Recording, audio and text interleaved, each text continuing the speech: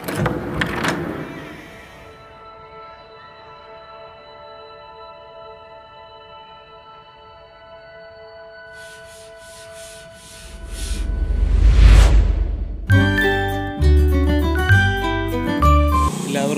സമാധാനം.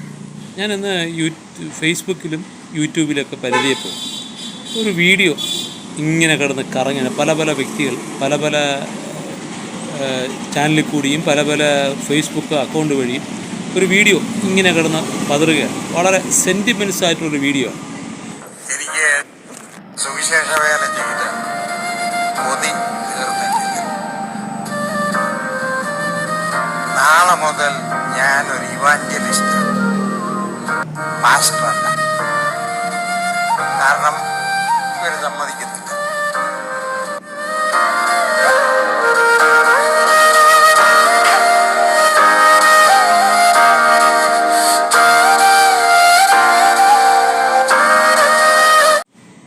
റാന്നിയിലുള്ള ഷാരോൺ ഫെലോഷിപ്പ് ചർച്ചിൽ ഏകദേശം 40 വർഷത്തോളമായി പാസ്റ്റർ ആയിരുന്ന ഒരു വ്യക്തി, അദ്ദേഹത്തിൻ്റെ പേര് AV ജോസ് എന്ന് പറയുന്ന ഒരു വ്യക്തി 40 വർഷത്തെ പാസ്റ്റർ പണി മതിയാക്കി 75-ാം വയസ്സിൽ റിട്ടയർഡായി പോവുകയാണ്. അദ്ദേഹത്തിലുള്ളൊരു യാത്രയപ്പിൻ്റെ ഒരു വീഡിയോ, ചില രംഗങ്ങളാണ് അതിൽ കാണുന്നത്. അദ്ദേഹം പറയുന്നത്, ഞാൻ നാളെ മുതൽ പാസ്റ്റർ അല്ല, നാളെ മുതൽ വെറും സുവിശേഷകനായി മാറുകയാണ് എന്ന് പറഞ്ഞുകൊണ്ടുള്ള അങ്ങനെ ദയനീയമായ ഒരു കരച്ചിൽ.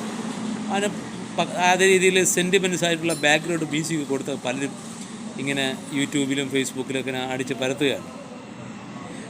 ഈ 75 വയസ്സ് ആയിട്ടും അദ്ദേഹത്തിന് പാസ്റ്റർ പണി മതിയാക്കുന്നതിൽ വളരെ വളരെ വിഷമമുണ്ടെന്ന് തോന്നുന്നു. കാരണം ജോലി ചെയ്യാതെ വിശ്വാസികൾ അധ്വാനിക്കുന്ന വിശ്വാസികളുടെ പണം തിന്ന് കൊഴുത്ത് അതിൻ്റെ ഒരു സുഖം അതൊന്ന് വേറെയാണ്. ഈ 75-ാം വയസ്സ് മുതൽ നാളെ മുതൽ എനിക്ക് ഈ അധ്വാനിക്കേണ്ടി വരുമല്ലോ, അല്ലെങ്കിൽ മക്കളുടെയോ ചെറുമക്കളുടെയോ അടുത്ത് നിന്ന് കൈനീട്ടേണ്ടി വരുമല്ലോ എന്നുള്ള ഒരു ദുഃഖമായിരിക്കാം, അല്ലാതെ വേറൊന്നും ഞാൻ കാണുന്നില്ല. ദൈവം പറയുന്നത്, എനിക്കിനി സുവിശേഷം വേല ചെയ്യാൻ ആഗ്രഹമുണ്ട്, ഞാൻ വളരെ ആസ്വദിച്ച് ചെയ്യുന്ന ഒരു ജോലിയാണ്. ഈ സുവിശേഷം എന്ന് പറഞ്ഞാൽ എന്താണെന്ന് പെന്തക്കോസ്ത് സമൂഹത്തിന് അറിയാം.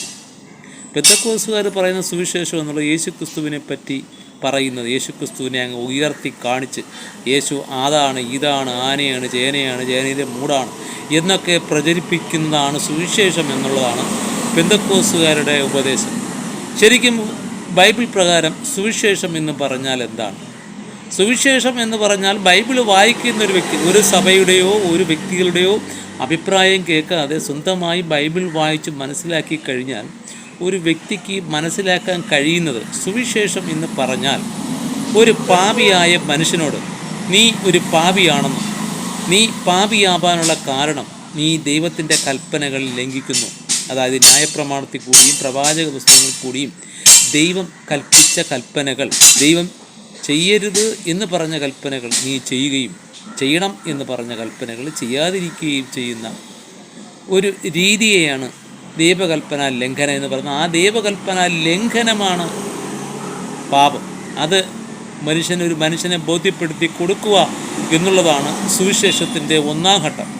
2-ാമത്തെ ഘട്ടം എന്നുള്ളത് പാപിയായ ഒരു മനുഷ്യൻ്റെ ശിക്ഷ എന്നുള്ളത് മരണമാണ്. മരണം എന്ന് പറയുന്നതോ ദൈവത്തിൻ്റെ പരിശുദ്ധാത്മാവിൻ്റെ അഭിഷേകമില്ലായ്മ, അല്ലെങ്കിൽ ന്യായവിധി കാലത്ത് അവർ ന്യായവിധിയും നരകത്തിലേക്കുള്ള പ്രവേശനവുമാണ് എന്ന് മനസ്സിലാക്കി കൊടുക്കുക. മൂന്നാമതെന്നുള്ളത് ഒരു മനുഷ്യൻ, പാപിയായ മനുഷ്യന് പാപമോചനം ലഭിക്കുന്നതിന്, അതായത് ശിക്ഷയിൽ നിന്നുള്ള മോചനം ആയ രക്ഷ കിട്ടുന്നെങ്കിൽ നീ പാപങ്ങൾ ദൈവത്തോട് ഏറ്റുപറഞ്ഞ് ഒരു അഭിഷിക്തൻ്റെ കീഴിൽ വെള്ളത്താലുള്ള സ്നാനം കഴിച്ചാൽ നിനക്ക് നിൻ്റെ പാപങ്ങൾ ദൈവം കഴുകിക്കളയും എന്നുള്ളതാണ് തിരുവെഴുത്ത് പറയുന്നത്. ഇത് ഒരു പെന്തക്കോസ്തുകാരനും പറയില്ല. പെന്തക്കോസ്തുകാരൻ യേശു യേശു യേശു, കത്തോലിക്കയ്ക്ക് മറിയ എന്ന് പറയും പോലെ പെന്തക്കോസ്തുകാർക്ക് എപ്പോഴും യേശു യേശു യേശു. യേശു അവർക്ക് തൃത്വത്തിൽ രണ്ടാമനാണ്, യേശു ദൈവമാണ്, യേശു രക്ഷകനാണ്, അതാണ് ഇതാണ് എല്ലാമാണ്. ദൈവത്തിന് ഒരു വിലയുമില്ല. കത്തോലിക്ക സഭയിൽ യേശുവിനൊരു പ്രാധാന്യമില്ല, സത്യദൈവമായ യഹോവയ്ക്കൊരു പ്രാധാന്യമില്ല. പെന്തക്കോസ്തുകാർക്കും യഹോവയായ ദൈവത്തിൻ്റെ പേര് പറഞ്ഞെങ്കിലും എല്ലാ ഒരു പറയുന്നത് ദൈവം എന്ന് പറയുന്നത് യേശു എന്നാണ്. ഇതാണ് ഇവരുടെ സുവിശേഷം. ഏതെങ്കിലും ഒരു ബന്ധക്കോസ്തരം ശരിയായൊരു സുവിശേഷം പറയുന്നവർ ഞാൻ കേട്ടിട്ടില്ല. എല്ലാവരും ഇത് തന്നെ യേശുവിനെ പറ്റി പറയുന്നതാണ് സുവിശേഷം എന്നാണ് പഠിപ്പിക്കുന്നത്. അപ്പോൾ നാളെ ഈ പറയുന്ന വ്യക്തി ഈ കരഞ്ഞുകൊണ്ട് 75-ാം വയസ്സിൽ എനിക്കിനി ദൈവത്തിൻ്റെ വേല ചെയ്യാൻ കഴിയില്ല, നാളെ പോലും ഞാൻ വെറുമൊരു സുവിശേഷകനാണെന്നാണ് പുള്ളി പറയുന്നത്. സുവിശേഷം എന്നുള്ള ചില്ലറ കേസാണ്. അപ്പോസ്തലന്മാർ പറഞ്ഞ പ്രകാരം ക്രിസ്ത്യാനിയൊക്കെ 5 തരം ശുശ്രൂഷയുണ്ട്. അതിൽ ഒന്നാമത്തേത് അപ്പോസ്തലൻ, രണ്ടാമത്തേത് പ്രവാചകൻ, മൂന്നാമത് സുവിശേഷകൻ, നാലാമത് ഉപദേശകൻ, 5-ാമതേ വരുള്ളൂ സഭാ പാസ്റ്റർ. ഏറ്റവും താഴ്ന്ന നിലയിലുള്ള സ്ഥാനമാണ് സഭാ പാസ്റ്റർ. അതിലേക്ക് എത്രയോ മുകളിലാണ് ഒരു സുവിശേഷം. സുവിശേഷം എന്താണെന്ന് മനസ്സിലാക്കാത്ത ഈ പെന്തക്കോസുകാരനായ 75 വയസ്സുകാരൻ ഇനിയെങ്കിലും സുവിശേഷം എന്താണെന്ന് പഠിക്കട്ടെ. സഭയ്ക്ക് വേണ്ടി 75 വർഷം അല്ലെങ്കിൽ 40 വർഷം സഭയ്ക്ക് വേണ്ടി ഉപയോഗിച്ചു. ശരിക്കും പറഞ്ഞാൽ ദൈവസഭയ്ക്ക് വേണ്ടിയല്ല, അത് സാത്താനെ സേവിക്കുന്നതിന് വേണ്ടിയുള്ള 40 വർഷമാണ്. കാരണം പെന്തക്കോസ്ത് സഭ എന്നുള്ളത് ദൈവവചനത്തിന് എതിരെ പ്രവർത്തിക്കുന്ന ഒരു സഭയാണ്. ദൈവം എന്ത് ചെയ്യാൻ പറഞ്ഞാലും ഒരു കാരണവശാലും ചെയ്യരുത് എന്ന് പറഞ്ഞ ദൈവകൽപ്പനകൾ ചെയ്യുവാനും പഠിപ്പിക്കുന്ന ഒരു സഭയാണ് പെന്തക്കോസ്ത് സഭ. അതായത് പാപം ചെയ്യുവാൻ പഠിപ്പിക്കുന്ന സഭ. സഭയ്ക്കകത്ത് സഭയ്ക്ക് പുറത്ത്, സഭയ്ക്കകത്ത് ദുരുപദേശം, സഭയ്ക്ക് പുറത്താണെങ്കിൽ സുവിശേഷം എന്ന പേരിൽ വ്യാജ സുവിശേഷം ലോകത്തിൽ പടർത്തുക എന്നുള്ളതാണ്. അടുത്തൊരു വീഡിയോ കാണും വരെ എല്ലാവർക്കും നല്ലൊരു ഗുഡ് ബൈ.